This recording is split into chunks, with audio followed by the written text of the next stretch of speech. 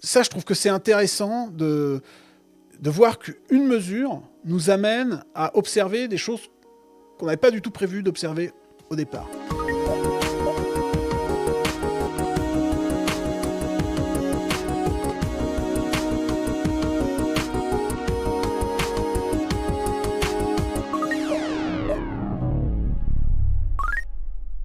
Et donc il y a une autre observable qui est intéressante pour le noyau de la Terre, pour la dynamique dans le noyau de la Terre. Donc on a vu la sismo. La sismo, c'est intéressant parce que ça nous donne la structure, ça nous donne la densité, ça nous donne.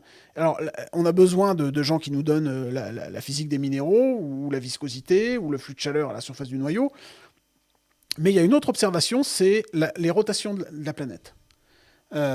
Et on a des mesures du taux de rotation de la Terre. Et les journées font pas tout le temps 24 heures.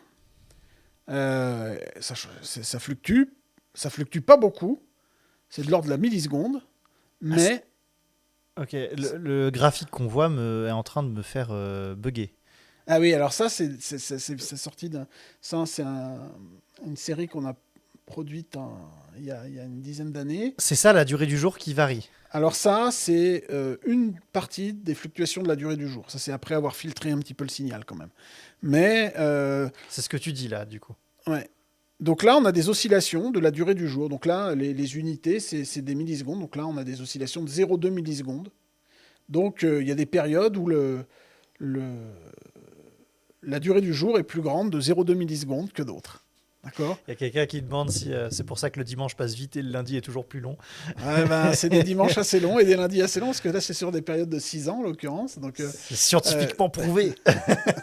Voilà. Donc, alors ça, c'est après avoir filtré. Donc, il y a des signaux à 6 ans, à 8 ans, à 12 ans, puis il y en a à des périodes plus longues. Hein. Si on prend des données, on a des oscillations de la durée du jour à toutes les périodes. Ça va d'une tendance générale du fait que alors, ce qui est intéressant, pour revenir un peu en arrière, quand on regarde cette donnée, ça nous indique quelque chose sur la physique du noyau. Alors, pourquoi la durée du jour varie, déjà ? C'est parce que il faut conserver le moment cinétique. C'est comme le patineur ou la patineuse. Okay ? Donc, quand on serre les bras, on tourne plus vite. Quand on écarte les bras, on tourne moins vite. Alors là, il n'y a personne qui écarte les bras ou qui resserre les bras, mais si on prend par exemple une masse d'eau qu'on met au pôle parce qu'il fait froid et qu'on la fait fondre, on la répartit partout sur la surface de la planète. Et donc c'est comme si on écartait les bras. Et quand on fait ça, on se met à tourner moins vite. Moins vite, ouais. Si maintenant on se remet en période glaciaire, on gèle surtout au pôle, le niveau des mers baisse et on se met à tourner plus vite. D'accord ? Donc là, on peut faire tourner comme ça, plus ou moins vite, la planète. D'accord ? Juste avec les glaciations ? Juste avec les glaciations. Ouais. Après, on peut faire la même chose, mais avec des continents qui dérivent. On prend un continent, si on met tous les continents au pôle ou tous les continents à l'équateur, on ne va pas avoir la même répartition des masses. Donc si on fait ça, on va aussi, là on est sur l'échelle des temps géologiques, faire tourner plus ou moins vite la planète. Okay ? Et on peut faire ça aussi... il faut conserver le moment cinétique. Ça, c'est toujours la même chose. Là, c'est la physique de Newton. Hein. On peut faire la même chose maintenant avec l'océan et le manteau, avec l'atmosphère et le manteau. Des fois, l'atmosphère, il va un peu plus vite vers l'est ou vers l'ouest. Et ben, pour compenser, le manteau va se mettre à aller un peu moins vite vers l'ouest ou vers l'est. Donc, on va avoir des échanges. Il y a des couples entre les deux. Entre l'atmosphère et le manteau, il y a une influence de l'un et l'autre. Oui. Et ça va nous faire tourner plus ou moins vite la planète. Et il y a pareil avec le noyau. C'est-à-dire que le noyau, des fois, il va un petit peu plus vite vers l'ouest ou un petit peu moins vite vers l'ouest. Et ça fait changer la durée du jour. Juste pour conserver le moment cinétique, pour faire plaisir à Newton et Galilée. D'accord ? Et donc, on est capable de reconstituer, de mesurer ça. Alors, on est capable de mesurer ça de plusieurs manières. On peut mesurer ça avec des trajectoires des satellites. On peut mesurer ça avec des antennes VLBI. Ça, c'est des trucs qu'on va regarder, en fait, des étoiles qui émettent c'est des coucous suisses qui émettent des ondes à des fréquences hyper stables. Et puis nous, on va voir par effet Doppler la vitesse qui bouge suivant qu'on tourne plus ou moins vite. C'est des précisions affreusement diaboliques. C'est complètement délirant. Et donc, on est capable de reconstituer comme ça la vitesse de rotation de la planète. Ça en observant, du coup, ces étoiles qui sont des pulsars, j'imagine ? Je crois. Je ne suis pas spécialiste de ces trucs-là, mais oui. Et donc, on se retrouve à avoir une mesure. Et donc, on va voir des fluctuations de l'ordre de quelques millisecondes liées à l'atmosphère, au noyau de la Terre. Les fluctuations qu'on voyait avec la courbe, Ouais. c'est tous ces mécanismes-là. Alors, ce qu'on voyait là, c'est que c'était à une période de 6 ans. Nous, ce qu'on a montré, c'est que c'était dû au noyau, par exemple. Cette période de 6 ans, c'était dû au noyau. Ouais. On arrive à expliquer les variations de la durée du jour sur des périodes de 5-6 ans jusqu'à quelques dizaines d'années, peut-être quelques centaines d'années, du fait des variations des écoulements dans le noyau de la Terre. C'est fou parce que la milliseconde, c'est pas comme si tu me disais c'est une nanoseconde. La milliseconde, c'est 2 sportifs aux 100 mètres. Des fois, on les départage à la milliseconde près. Ouais. Et là, on parle de la durée du jour qui varie de cette échelle-là, c'est-à-dire qui est presque tangible à notre échelle. Ouais, sauf que pour faire changer d'une milliseconde, il a fallu 10 ou 20 ans. D'accord. Ouais, Donc, en 10 ou 20 ans, on a fait 20 fois 365 tours, quoi. D'accord. Oui, d'accord. Mais c'est quand même une des anecdotes scientifiques les plus incroyables que j'ai entendues dernièrement. C'est incroyable. Ouais, c'est incroyable. Je pensais pas que c'était à ce point. Par exemple, le fait que l'attraction de la Lune ralentisse progressivement, mais sur des échelles de temps énormes, ça se voit la durée du jour. Ouais. Ça, d'accord, parce que c'est par force de marée, ça ralentit progressivement, mais on parle de dizaines, si ce n'est centaines de milliers d'années pour que ça commence un peu à se voir. Une milliseconde par siècle, à peu près. Ah ouais, non, pas tant. Enfin, l'ordre de grandeur, c'est ça. Mais du coup, on peut, juste avec la répartition de la masse sur Terre, le noyau, toutes ces dynamiques-là dont on parle depuis le début, ça change. Moi, le couplage atmosphère-manteau, je trouve ça exceptionnel. Alors, il y a des effets de masse, d'accord. C'est-à-dire on peut changer la répartition des masses, ou on peut faire aller plus vite certaines couches que d'autres, d'accord. Il y a des effets de vent et des effets de masse, quoi. Et ça modifie la durée de la Terre. Et en plus, tu arrives à reconstituer à expliquer, par exemple, que certains phénomènes sont dus au noyau. Oui. Alors là où c'est intéressant pour nous, c'est que pour faire ces exercices-là, qu'est-ce qu'on fait? On prend des données magnétiques, d'accord, qui sont récoltées par les satellites, des gens dans des observatoires. On reconstitue le champ magnétique à la surface du noyau et les écoulements à la surface du noyau. Déjà là, il y a plein d'incertitudes, d'accord. Donc on peut s'être trompé plein de fois. De ces écoulements à la surface du noyau, on calcule le moment cinétique du noyau. Ça, il faut faire des hypothèses sur la structure. Moi, je l'ai qu'en surface, l'écoulement. Donc, il faut que je fasse des hypothèses sur comment je connecte mes écoulements de surface aux écoulements dans le volume. D'accord.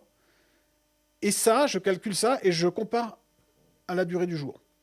Si ça match, ça veut dire que je n'ai pas fait n'importe quoi. D'accord. Parce que...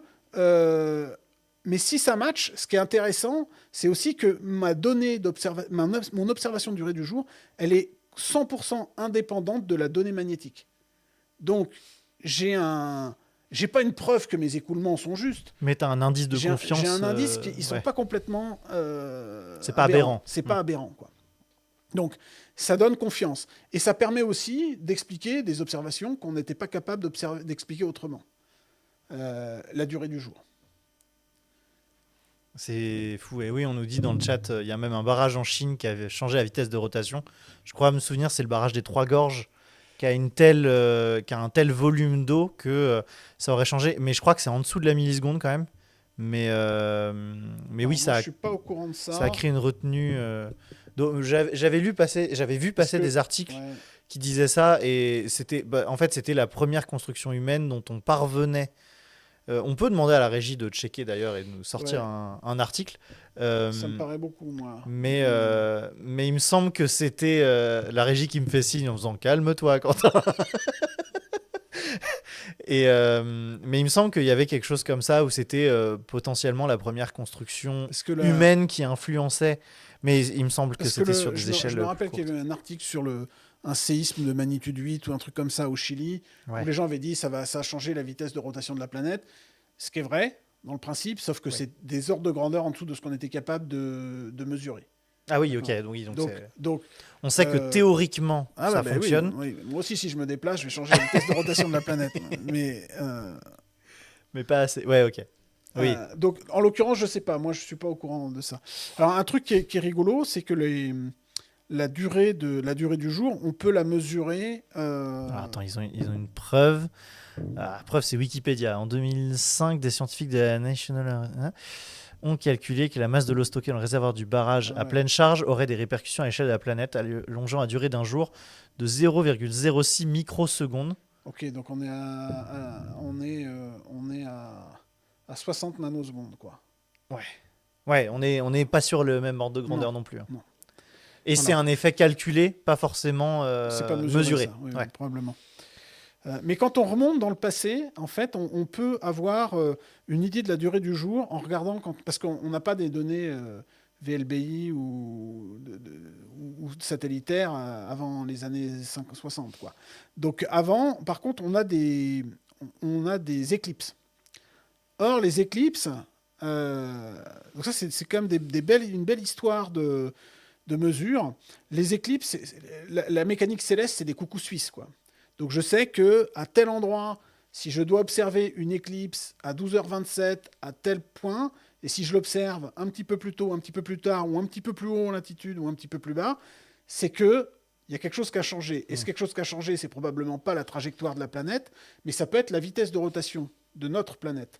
Et donc, en compilant des données d'éclipses partielles ou totales, on a été capable de faire des reconstitutions des variations de durée du jour depuis un certain nombre d'années. Donc, depuis qu'on a des observations archivées d'éclipses. Voilà, alors on a des observations archivées assez précises jusqu'au 19e siècle, quand on peut remonter au 19e, mais il y a des collègues qui ont travaillé avec des historiens et des recueils d'éclipses faits par... Alors, il y en a beaucoup qui ont été faites en Chine, il y en a qui ont été faites par des moines qui ont dit telle éclipse à tel endroit, je l'ai vu à telle heure. Or, si on remonte le coucou suisse de la mécanique céleste, ça n'aurait pas dû être à telle heure, mais tant de minutes ou plus haut, plus bas, ou un peu plus loin en latitude ou en longitude. Et on était capable comme ça de reconstituer la durée du jour sur quelques milliers d'années.